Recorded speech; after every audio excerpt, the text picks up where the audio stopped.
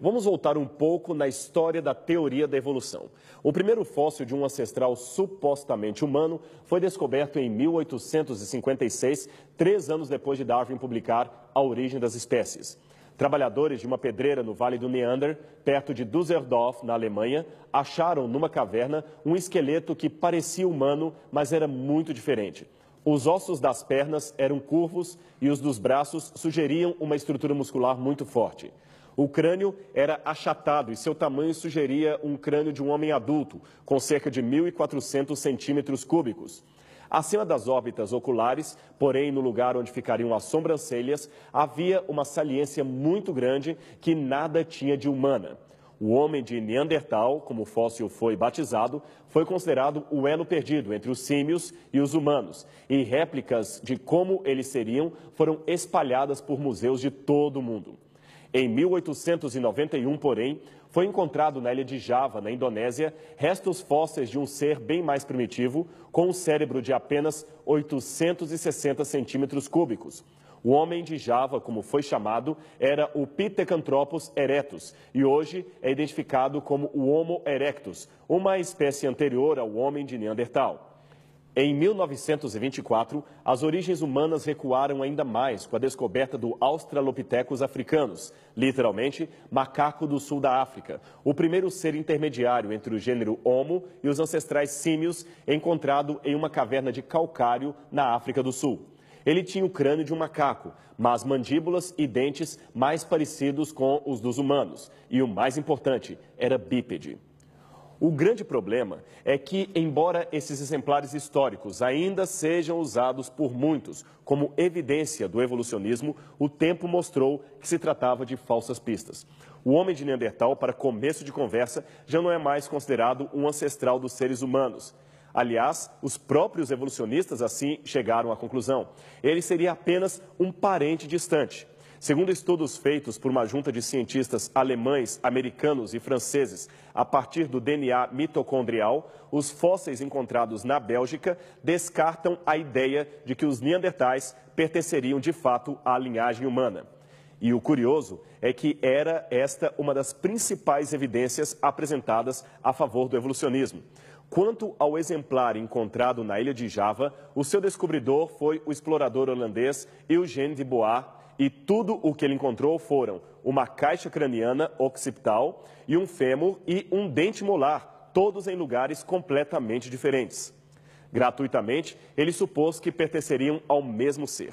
Como o crânio era símio e o fêmur humano, supôs ser um macaco que andava em pé. Nasceu assim o Pithecanthropus erectus.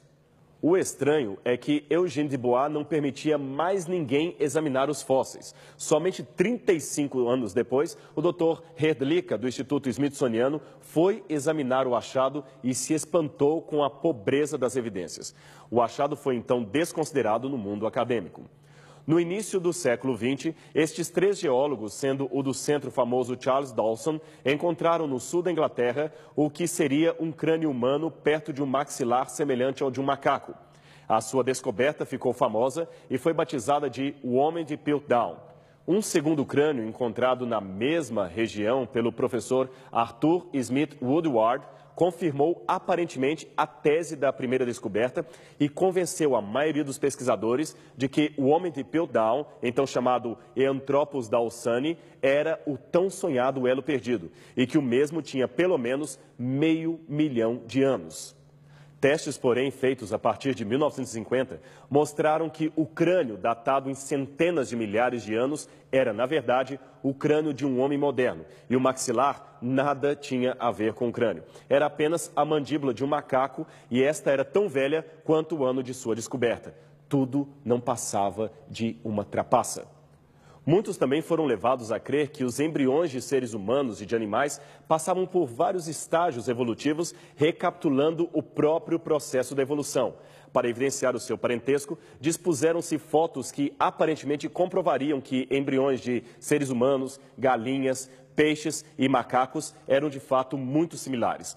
Esta ideia, então classificada como lei biogenética, foi cunhada por volta de 1860 pelo médico alemão Ernest Haeckel, um dos principais aliados de Darwin, juntamente com Huxley. Ele dizia que a ontogenia recapitula a filogenia, ou seja, a recapitulação embriológica. A sua tese era de que um organismo em estado embrionário recapitularia os traços evolutivos da natureza e se pareceria tremendamente com outro, evidenciando assim a sua origem comum. Uma vez que Haeckel também era versado artista, veja aqui o quadro que ele mesmo desenhou e apresentava em seus debates contra o criacionismo. Note como os embriões de um ser humano se parecem com os de um porco, de um peixe, de uma salamandra e de outros animais que perfazem o desenho. O argumento evolucionista era quase irretorquível, não fosse um pequeno detalhe. Tudo, novamente, não passava de uma fraude. Quem descobriu inicialmente a farsa foi o Dr. Hettmeyer, professor de Zoologia e Anatomia Comparada da Universidade de Basileia, em 1868. Ele e outro cientista de Leipzig, o Dr. Wilhelm, mostraram que os desenhos de Haeckel foram uma modificação fraudulenta de outros originais. Uma das grandes incógnitas do evolucionismo moderno está no fato de que, mesmo sendo hoje largamente reconhecido que os desenhos de Haeckel foram fraudados, o seu esquema continua sendo ensinado em livros de biologia estudados em todo o mundo. Eu tenho aqui algo para mostrar a você. Trata-se da réplica de um fóssil que por anos serviu de argumento ao evolucionismo. É o Archaeopteryx. Mas, nesse caso, não se trata de uma fraude, e sim de uma má compreensão dos fatos. É que ele tinha garras nas asas, dentes no bico e cauda acima do normal, além de ser coberto de penas. Julgavam, com base nisto, que seria um réptil de asas, logo um legítimo exemplar de um elo perdido, isto é, de um ser que seria meio réptil, meio ave. Na época em que o fóssil apareceu, evolucionistas argumentavam que ele era o elo perdido e criacionistas contra-argumentavam que os avestruzes até hoje também possuem garras nas asas e os gansos dentes no bico e nem por isso deixavam de ser apenas aves. O problema é que quando encontraram os primeiros fósseis do Archaeopteryx em 1850, esses estavam bastante incompletos. Devido à semelhança de seus ossos com os desse dinossauro chamado Compsognathus, confundiram-no com o suposto lagarto emplumado, que hoje estaria extinto. Numa segunda tentativa, classificaram-no como sendo um Pterodactylus, mas isto também estava errado. Hoje, sabe-se finalmente que se tratava apenas de uma ave e nada mais. Mas um engano pior do que este aconteceu em 1922 e envolveu nada mais, nada menos que o respeitadíssimo paleontólogo Dr. Henry Fairfield Osborn, que aqui aparece junto a dois outros cientistas no escritório do Museu de História Natural de Nova York. É que o Dr. Osborn recebeu naquela data um dente fóssil que foi encontrado nos depósitos do Pleoceno, no estado do Nebraska. Osborn era, na época, o diretor do Museu Americano de História Natural e, encantado, proclamou que o dente possuía características do homem e do chimpanzé, portanto seria um ancestral comum a ambos. Vários cientistas de renome apoiaram o paleontólogo que chegou a publicar no Jornal de Notícias Ilustradas de Londres o desenho de como seria o dono do dente e a sua fêmea, então tecnicamente chamados de Hesperopithecus. Este dente suscitou debates e num deles o mesmo foi mostrado como sendo uma prova cabal e irrefutável da ascendência animal do homem.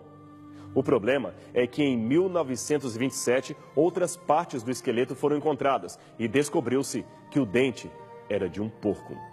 Hoje, o mesmo museu mostra orgulhosamente a reconstrução em resina de Lucy, uma Australopithecus que, segundo supõe-se, seria a verdadeira ancestral da raça humana.